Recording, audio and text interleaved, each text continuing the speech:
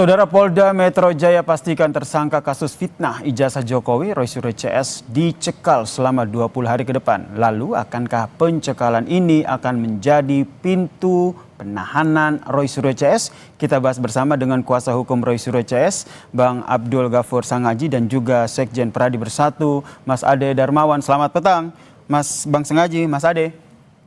Selamat petang, Mas. Selamat petang. Oke, saya ke Bang Sangaji dulu. Bang Sangaji, kemarin kan kita tahu bahwa Roy Suryo ini mengajukan saksi dan juga ahli tambahan ke Polda Metro Jaya. Nah, apakah pada saat pengajuan itu status cekal ini sudah dikeluarkan oleh Polda?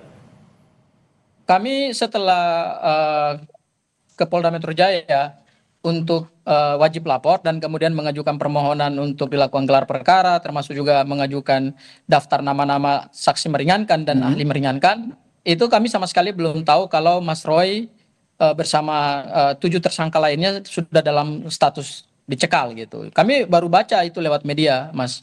Oke, dan sudah ada konfirmasi ya dari Kabid Humas Polda Metro Jaya ya, akan dicekal selama 20 hari ke depan. Kemudian kalau kita lihat, itu konfirmasinya lewat media ya, Mas ya. Oke, kemudian Bang Sangaji, pencekalan itu kan biasanya karena ada pertimbangan penyidik nih. Pertama, khawatir tersangka melarikan diri atau menghilangkan barang bukti. Nah, apakah klien Anda ini punya kecenderungan akan melakukan hal itu? Saya kira begini ya, pencekalan itu adalah suatu tindakan administratif keimigrasian. Itu yang harus dipahami dulu. Berdasarkan Undang-Undang Nomor 6 Tahun 2011 tentang keimigrasian.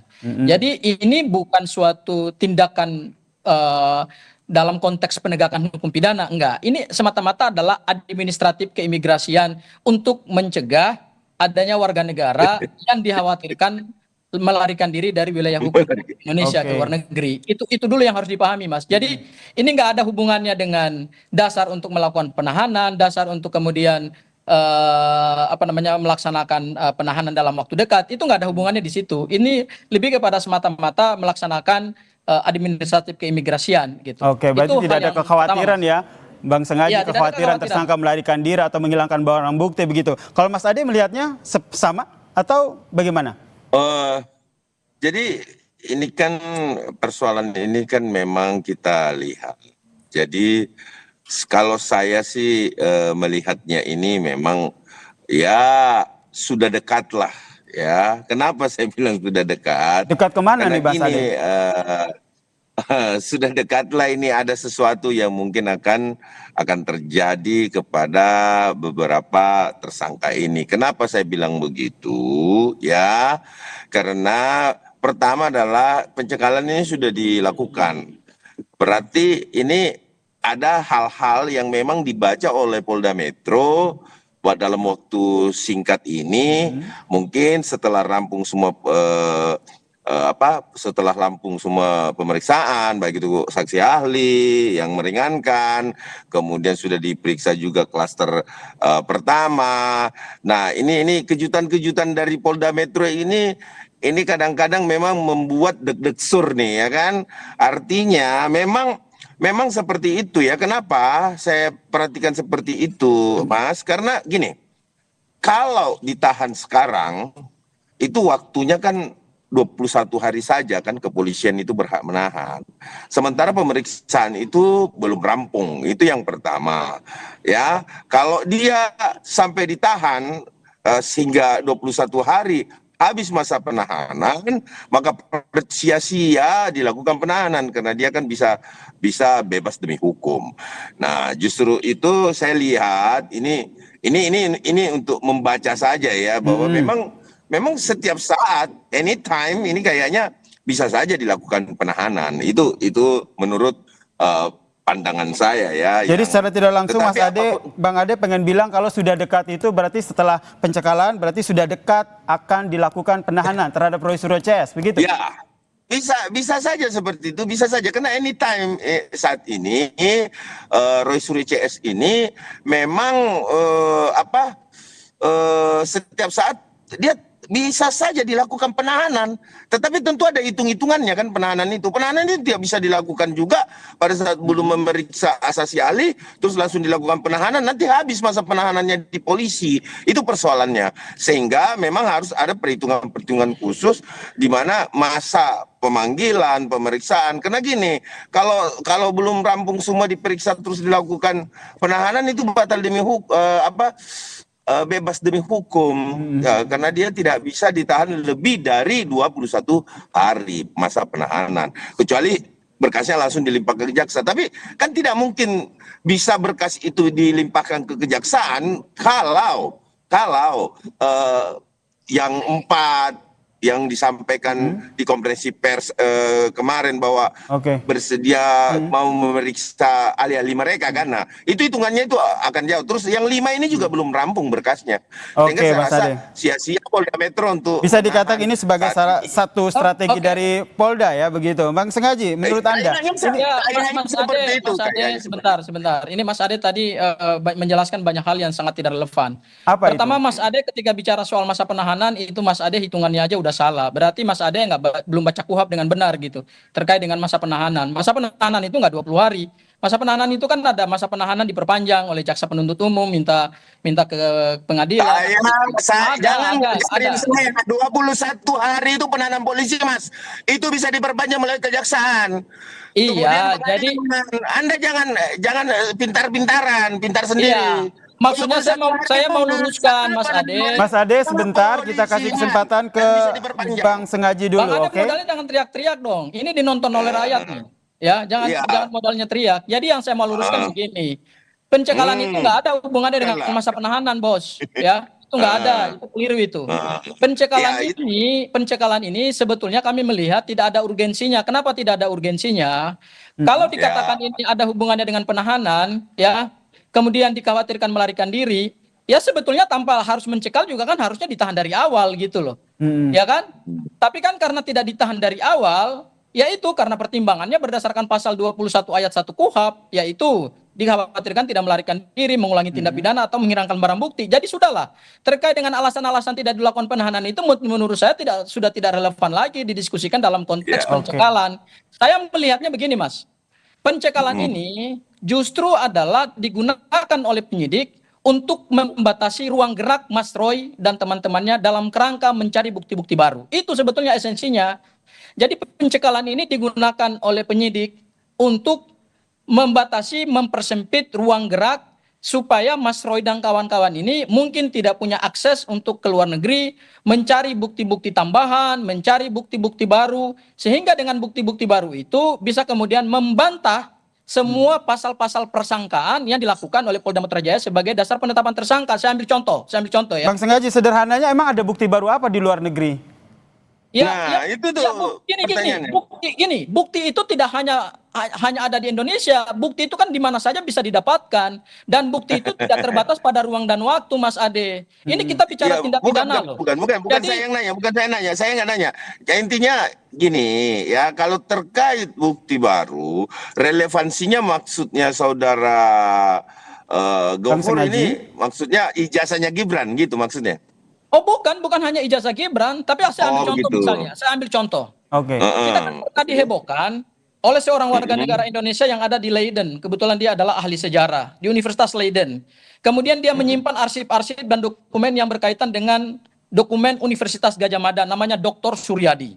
Bisa saja kan adanya tambahan-tambahan bukti dari luar negeri yang tersimpan di perpustakaan Universitas Leiden yang menjelaskan tentang satu, data-data Pak Jokowi yang katanya kuliah di UGM. Kemudian juga ada data-data atau dokumen yang berhubungan dengan nama Pak Kasmujo sebagai pembimbing skripsi. Ya, ini kan yang sebenarnya bisa kemudian didapatkan di luar negeri untuk memperkuat bukti-bukti gitu. Jadi kami melihat sebetulnya tidak ada urgensi daripada pencekalan ini kaitannya dengan tidak dilakukan penahanan. Enggak, ini semata-mata untuk membatasi ruang gerak para tersangka supaya para tersangka itu tidak mencari bukti-bukti baru lagi di luar negeri. Bukan berarti sebenarnya menurut Anda itu ya bukan karena memang setahap lagi menuju ke penahanan klien-klien Anda ya, Bang Sengaji ya. Ya, saya kira ini kan mimpinya Mas Ade aja di siang bolong gitu loh. Itulah yang mereka ungkapkan. bahwa ternyata dari awal pada saat sebelum diperiksa sebagai tersangka nanti akan ditahan, kemudian diumumkan tidak ditahan. Sekarang membangun lagi wacana-wacana bahwa Mas Roy, Bang Rismon, Dr. Tifa akan ditahan. Ini kan menurut saya adalah kalimat-kalimat orang frustasi ini sebenarnya nih. Frustasi karena kecewa terhadap hasil Polda Metro Jaya yang tidak melakukan penahanan terhadap para tersangka. Jadi sudahlah Bang Ade, Anda nggak punya kewenangan untuk mengatakan kepada publik bahwa Mas Roy dan yang lain akan ditahan. Oke, silakan Mas Ade. Saya tidak menyampaikan, ya, saya tidak menyuruh dan saya tidak menginstruksikan. Pandangan saya, pemikiran saya. Anda tidak boleh membatasi pemikiran saya.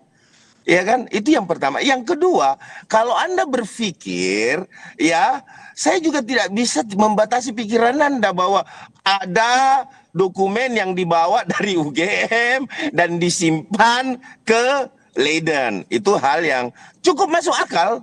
Cukup masuk akal, bisa saja kan ada memang barang-barang seperti dokumen-dokumen skripsi atau ijazah atau semua mahasiswa tahun 85 itu ditaruhnya di Leiden kan, karena mungkin Leiden dulu pernah ada Universitas Gajah Mada mungkin di sana. Itu hak Anda berbicara itu. Tetapi apapun itu saya rasa kolerasinya terlalu jauh. Yang mimpi yang siapa sebenarnya. Tetapi kalau saya cuma memiliki pendapat saya melihat bahwa Polda Metro dengan melakukan tahapan-tahapan yang dilaluinya, Bang, ya kan, itu saya memiliki pandangan, oh mungkin saja, ya toh, bahwa ini akan dilakukan penahanan. Oke, Tetapi mungkin saja tidak, akan dilakukan penahanan ya Mas Ade ya. Mungkin saya akan dilakukan penahanan. Kalau dari Bang Sengaji sendiri sebagai kuasa hukum sudah bersiap dengan kemungkinan itu? Pencekalan akan berlanjut pada penahanan. Saya kira pencekalan ini adalah hal yang biasa saja. Tidak ada hubungannya dengan masa penahanan. Ini sebenarnya lebih kepada pertimbangan subjektif penyidik berdasarkan Undang-Undang Nomor 6 Tahun 2011 tentang keimigrasian.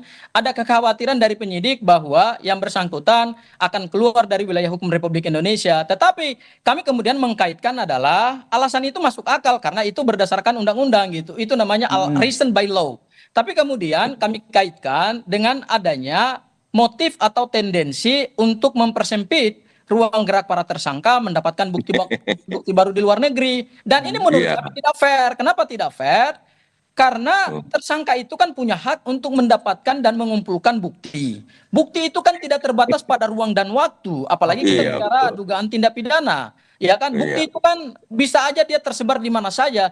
Tugas seorang tersangka kemudian dengan penasihat hukumnya adalah mengumpulkan bukti-bukti sebanyak-banyaknya, kemudian menghadirkan itu sebagai bukti tandingan dalam kerangka kita mencari kebenaran material yang berimbang gitu. Jadi bisa saja dengan ditemukannya bukti-bukti baru dari Universitas Leiden atau di tempat lain di luar wilayah Republik Indonesia, ini kemudian bisa memperkuat perlawanan terhadap pasal-pasal persangkaan oleh Polda Metro Jaya, kemudian membuat perkara ini menjadi terang benderang, sehingga nanti kemudian pasal-pasal persangkaan itu tidak terbukti. Jadi kami melihat lebih kepada motif untuk kemudian membatasi ruang gerak Roy Suryo ya untuk mencari bukti baru ya. Mas Ade terakhir. Ya terakhir bahwa saya sampaikan ya tidak hanya di Leiden mungkin itu data-data itu dibawa, mungkin ada di Amerika Serikat kan, di Harvard University mungkin. Maaf sambil bercanda ini Bang. Intinya gini, apapun itu haknya Bang ini intinya saya masih memiliki harapan besar. Ya, saya tetap konsisten. Harapan kami ya ini bisa saja dilakukan penahanan Bang. Bisa saja. Ini saya bukan nakut-nakutin nih Bang ya, tetapi kayaknya nih gelagatnya nih sampai ke situ loh Bang. Tapi ya itu terserah Polda Metro kan, kita nggak bisa intervensi dong, itu haknya Polda Metro gitu loh. Ya kan, monggo silahkan gitu. Apapun yang terjadi kita siap. Yang jelas masalah penahanan atau tidak ini kita nantikan di bagaimana langkah yang diambil oleh Polda Metro Jaya ya mengurus kasus ini ya. Sepakat ya soal itu ya. Oke, terima kasih Bang Sengaji, terima kasih Mas Ade Darmawan telah bergabung bersama kami di Kompas Petang. Salam sehat semuanya. Thank you ya Bang Ade ya. Iya, terima kasih.